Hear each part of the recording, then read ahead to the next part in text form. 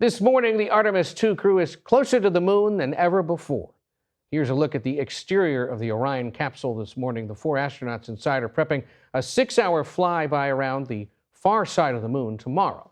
For an update, we go now to NASA Administrator Jared Isaacman, who is inside Houston's Mission Control. Administrator, thank you so much for being here with us. The 4 astronauts on board are roughly halfway through their mission now. What, in your view, is the most critical moment of the next 24 to 48 hours?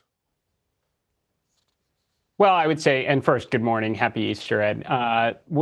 The primary objective right now for this phase of the mission is continuing to gather data from the ecosystem, the life support system on the Orion spacecraft. This is the first time we've ever had humans on board the Orion spacecraft. We want to gather as much data as we possibly can for that. Of course, there's various science experiments, there's lunar observations, but learning as much as we can about Orion is critically important because Artemis III is a year away. That's where we're going to test the same spacecraft with our lunar landers, followed up in 2028 by Artemis IV, where we're going to use this spacecraft, transfer crew to the landers, and put American astronauts back on the surface of the moon. You make a good point. This is a test mission, and it's testing as much the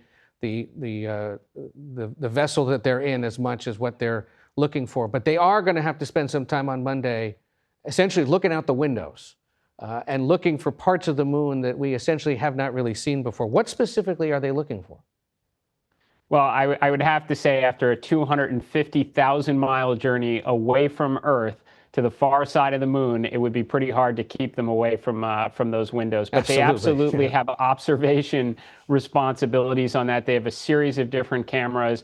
They're going to get data from that for sure. They've actually had an opportunity for 3.5 years to train for this mission, to work with our scientists on the information they would like to gather most about the far side of the moon. But all of this comes together to inform subsequent missions like Artemis III, but most importantly now Artemis IV, which is where we're going to actually get those astronauts back on the surface. Yeah, to your point, you want to land 1 and possibly 2 missions on the moon just 2 years from now.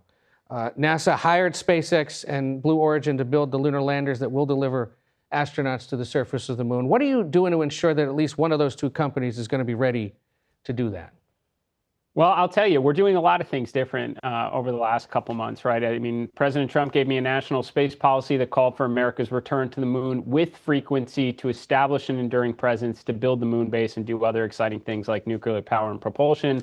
And we got $10 billion worth of resources out of the One Big Beautiful Bill, the Working Family Tax Cut Act. Now we are actually going to work. We are taking NASA subject matter experts and we are embedding them across the supply chain. Every prime contractor, subcontractor, every component on the critical path, from the rocket itself to the landers to the suits that astronauts will need to wear on the surface of the moon. And we are driving outcomes. We are not going to be passive anymore. We're not going to let budgets, get over budget or behind schedule, not when there's so much at stake when it comes to America's return to the moon. So we are driving outcomes, and that certainly includes the lunar landers. Quickly then, how does a proposed budget cut of more than 20% potentially affect these plans? Yeah, so I certainly support President Trump and his 2027 budget request. Look, we have 26 appropriations. We have $10 billion in supplemental funding that came out of the President Trump's signature legislation, the Working Family Tax Cut Act. I mean, this is the biggest supplemental investment in NASA since the Kennedy era. These resources are the only reason we can accelerate production to get to the moon, to add a mission in 27, which is Artemis III, to build the moon base and do all the other things like launching the first interplanetary nuclear-powered spacecraft in 2028 that's going to go past Mars, release a bunch of copters, and a whole lot of other science missions.